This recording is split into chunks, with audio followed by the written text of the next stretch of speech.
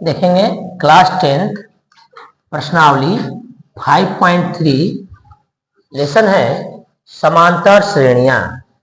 प्रश्न नंबर 14 करे 0 और 50 के बीच की विषम संख्याओं का योग ज्ञात कीजिए। तो इसमें आप अगर लिखेंगे तो 1 होगा, 3 होगा, 5 होगा, 7 होगा। इस तरह से करते हुए आप 49 तक पहुंचेंगे। यानी अगर इसमें a का मान कहें तो 1 होगा और an कहें तो 49 होगा। और यहाँ पे जो d है तो सम से सम के बीच या विषम से विषम के बीच हमेशा 2 का अंतर होता है, तो यहाँ d का मान 2 हो जाएगा। योग पूछ रहा है तो पहले n पता कर लीजिए आप an फार्मूले से। an equal to a plus n minus 1 into d. an के जगह पर आप लिख दीजिए 49, a का मान 1, n पता नहीं 1 और d का मान 2। ये इधर आके माइनस हो जाएगा। 49 minus 1 equal to n minus 1 2, अभी इंटू में है ये 48 n माइनस 1 2 इंटू कर रहा है, इधर आएगा डिवाइड कर देगा। आप इसको अपान में लिख देंगे n माइनस 1, ये कट जाएगा 24 बार में। यानी इसको हम लोग लिख सकते हैं ऐसे n माइनस 1 इसको पहले कर दें और इसको बाद में। तो n बराबर ये इधर माइनस 1 है, दूसरे साइड में जाएगा प्लस कर देगा, n का मान हो जाएगा 25। जब n पता चल गया तो अब हम लोग लगा देंगे सम वाला, यानी Sn equal to n upon 2 a plus an formula. n का मान पता है कि वो 25 है, 25 अपान 2, a का मान है 1 और आखिरी पद an 49। इसको सॉल्व करेंगे तो ये 25 अपान 2 इंटू प्लस होगा तो 50 हो जाएगा, 2 से 50 कट जाएगा 25 बार में। 25 का 25 में करेंगे 625, यानी 625। इस 14 का ये आंसर हो जाएगा।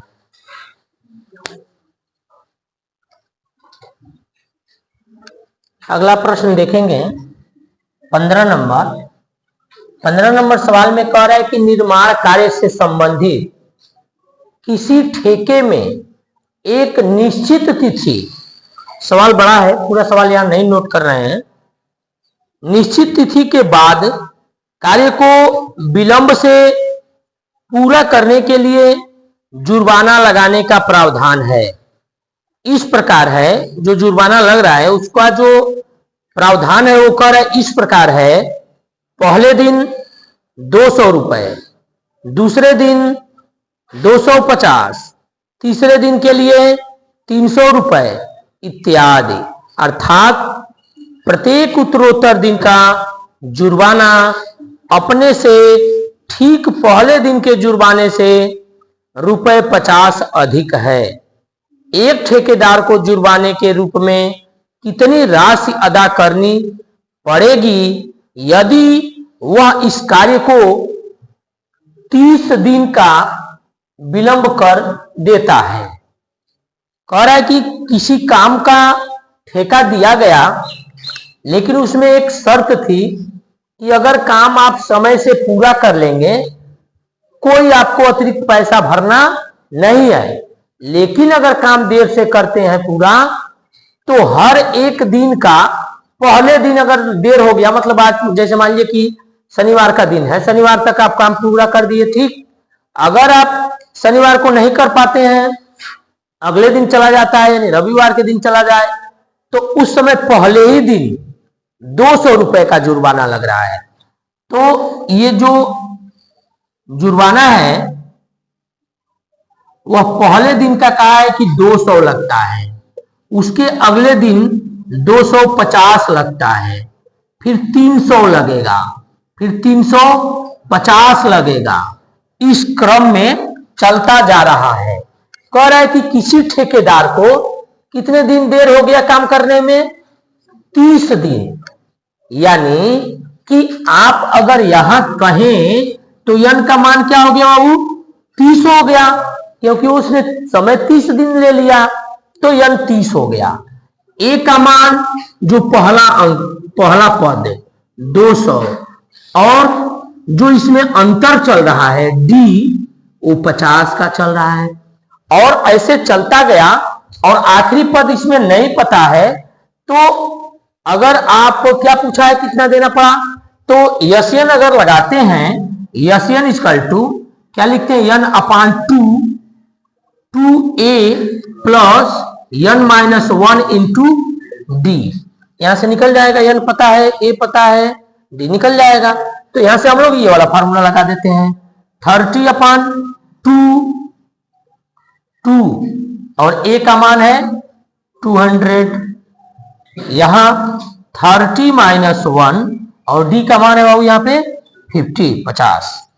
ये कट रहा है, इसको लिख दीजिए 15 15, ये हो जाएगा 400 यानी 400। ये घट जाएगा 29 गुणे 50 कर लीजिए। आगे बढ़ाइए, ये 15 15, ये हो जाएगा 400 प्लस यहाँ 0 9 5 45, 4 हासिल 5 10 4 14, 1450। इधर लेकर आ जाइए, यस एन इक्वल टू ये हो जाएगा 15 गुणे, दोनों को प्लस करा दीजिए तो ये 1850। अब 15 से गुणा करा दीजिए, 0 15 5 75, 7 हासिल 15 8 120 और 7 27, 12 हासिल 15 और 12 15 12 देख लीजिए 27, तो ये हो जाएगा इतना। तो इस तरह से उस ठेकेदार को जो जुर्माना के रूप में पैसा देना पड़ेगा, तो 27,750 रुपए देने पड़ेंगे। यह 15 नंबर सवाल का आंसर हो जाएगा।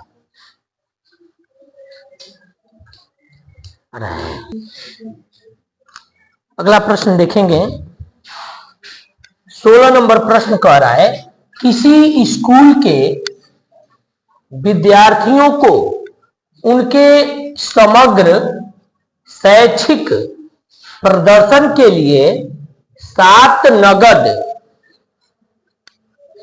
पुरस्कार देने के लिए रुपए 700 की राशि रखी गई।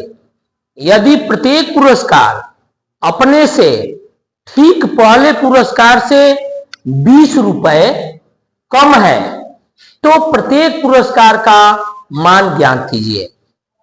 किसी विद्यालय में विद्यार्थियों के शैक्षणिक प्रदर्शन के लिए 7 नगद पुरस्कार रखे गए, जिसमें अगर प्रथम जो आता है जितना पा रहा है, उसके दूसरे नंबर वाला यानी जो उससे कम नंबर ला रहा है या कम जिसका प्रदर्शन उससे थोड़ा कम है, अच्छा नहीं है, उसको जो पुरस्कार दिया जा रहा है पहले वाले से 20 रुपए कम रह रहा है, फिर तीसरे को दूसरे से 20 कम रह रहा है, चौथे को तीसरे से 20 कम रह रहा है। ये सवाल अपना कह रहा है। तो इसमें यह कहा है कि कुल इस तरह के 7 इनाम देने हैं, तो प्रत्येक पुरस्कार का जो मूल्य है वह कह रहा है कि बताइए क्या होगा। तो यहां इस बात को समझ लेंगे कि जो मान लेंगे, यहां हम लिख देते हैं, माना पहला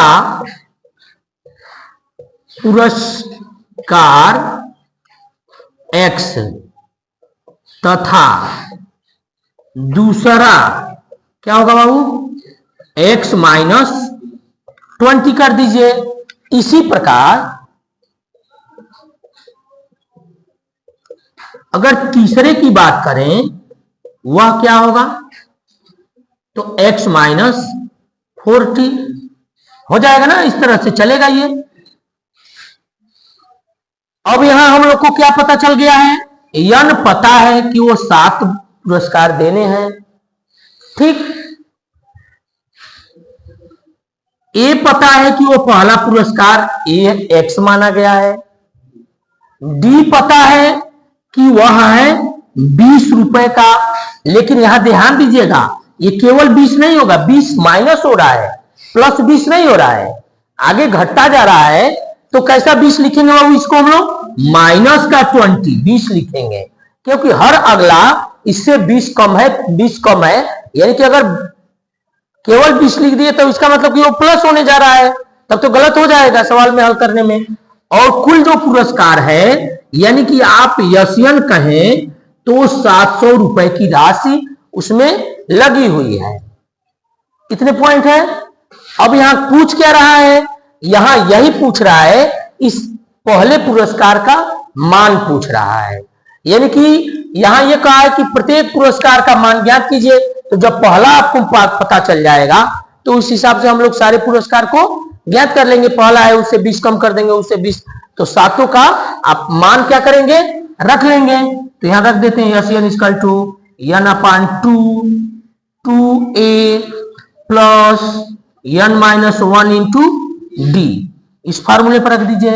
यस एन का मान क्या होगा बाबू, 700 होगा, n 7 अपान 2 होगा, 2 इंटू ए का मान x है, आप x रख दीजिए, प्लस n है 7 माइनस 1 और d का मान है 20।